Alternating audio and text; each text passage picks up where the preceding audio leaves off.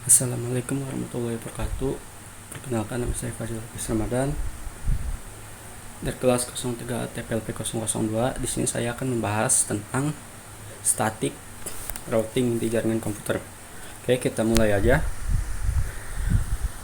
Lalu di sini ada pengertian dari static routing. Routing static adalah metode konfigurasi jalur route secara manual pada suatu jaringan komputer. Dalam konteks ini, administrator jaringan menentukan secara langsung jalur yang harus diambil oleh paket data dari suatu titik ke titik lainnya. Hal ini berbeda dengan routing dinamis, di mana perangkat jaringan secara otomatis belajar dan memperbarui informasi jalur berdasarkan protokol routing yang digunakan. Routing statis dapat memberikan kontrol yang lebih langsung, tetapi memerlukan pemeliharaan manual untuk memastikan bahwa informasi juga tetap update. Oke, kita next. Lalu di sini ada kelebihan dari static routing. Sederhana dan mudah dikelola. Routing statik relatif mudah dipahami dan diimplementasikan. Pengaturannya sederhana, lebih mudah dikelola, terutama dalam lingkup jaringan yang tidak terlalu kompleks. Lalu selanjutnya ada kinerja yang konsisten. Karena jalur ditentukan secara manual, tidak ada overhead perhitungan dinamis yang terkait dengan protokol routing dinamis. Ini juga dapat menghasilkan kinerja yang lebih baik, konsisten, dan dapat diandalkan. Lalu selanjutnya ada keamanan. Routing statis dapat memberikan tingkat keamanan tambahan karena ada proses dinamis yang berjalan untuk mengupdate table routing. Ini juga dapat mengurangi potensi risiko dari serangan atau manipulasi terhadap protokol. Nah, di sini ada kekurangan dari static routing. Pertama, kurang scalable. Pada jaringan yang besar dan kompleks, penggunaan routing statik dapat menjadi tidak praktis karena untuk mengelola dan memperbarui jalur secara manual. Lalu selanjutnya kurang fleksibel. Karena routing statis kurang fleksibel dalam menanggapi perubahan kondisi jaringan. Ketika ada perubahan dinamis seperti kegagalan link atau perubahan jalur, routing statis tidak dapat beradaptasi secara otomatis. Lalu selanjutnya kesulitan pemeliharaan. Static routing memerlukan pemeliharaan manual yang insentif.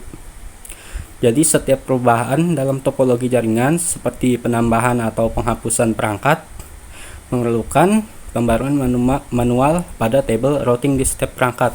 Oke, kita next. Nah, di sini jadi kesimpulannya, secara keseluruhan static routing menawarkan kelebihan sederhana, mudah dikelola, dan dapat diandalkan, terutama dalam konteks jaringan yang relatif kecil dan statis.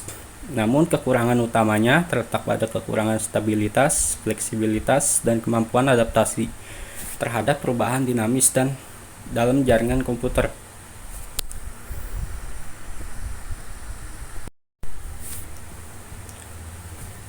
Nah, selanjutnya di sini adalah cara bikin static routing. Pertama kita buka config, lalu ke CLI, desktop.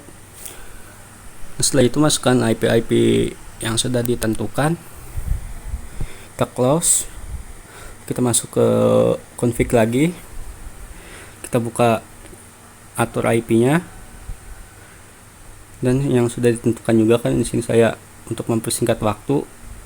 Jadi udah bikin terlebih dahulu IP-nya.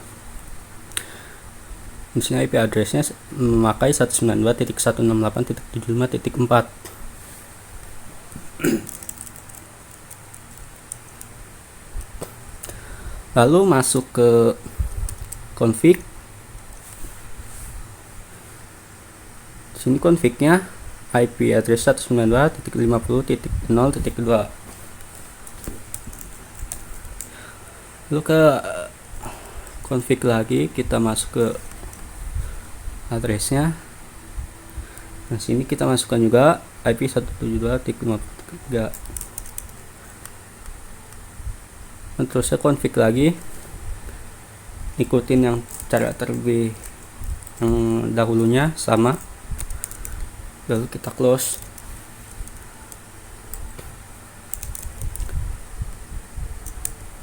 Config lagi, kita masukkan IP addressnya ke pas enter 1.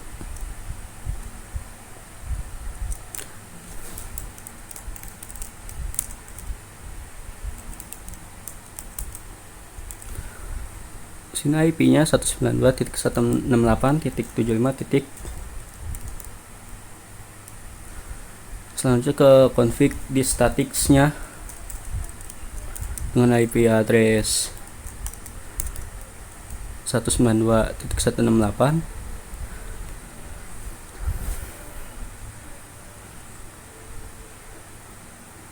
via 172.100.0.2. Oke, kita lagi. Oke, kita close. Ke config lagi, kita buka pas enter 0/0. Di sini IP address-nya 192.168.1. Lalu pas enter 1, IP-nya 172.180.0.1.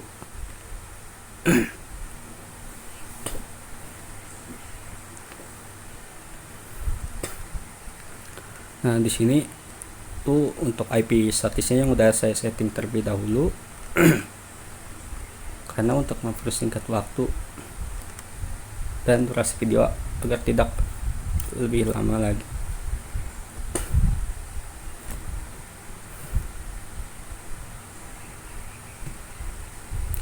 Oke, kita close. Nah, di sini ada config. Nah, ini IP-nya. Nah, IP masing-masing dari yang sudah ditentukan ada 192.168.1.2. Lalu di statiknya sudah ada lagi itu.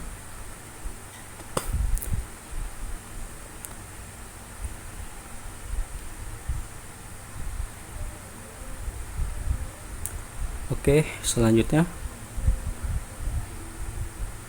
kita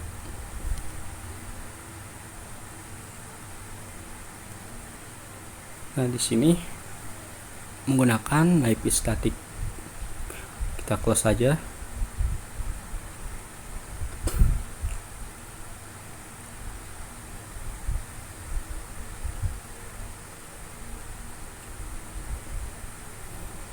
Nah, di sini udah terlihat, udah dicoba dengan ping, dan beberapa sudah sukses.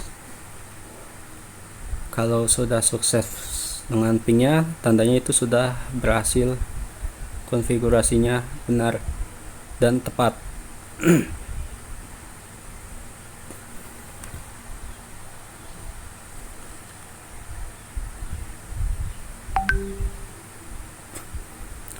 Oke, sudah sukses lagi.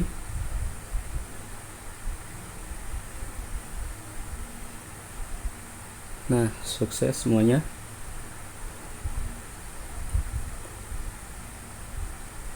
Oke, sekian dari saya. Wassalamualaikum warahmatullahi wabarakatuh.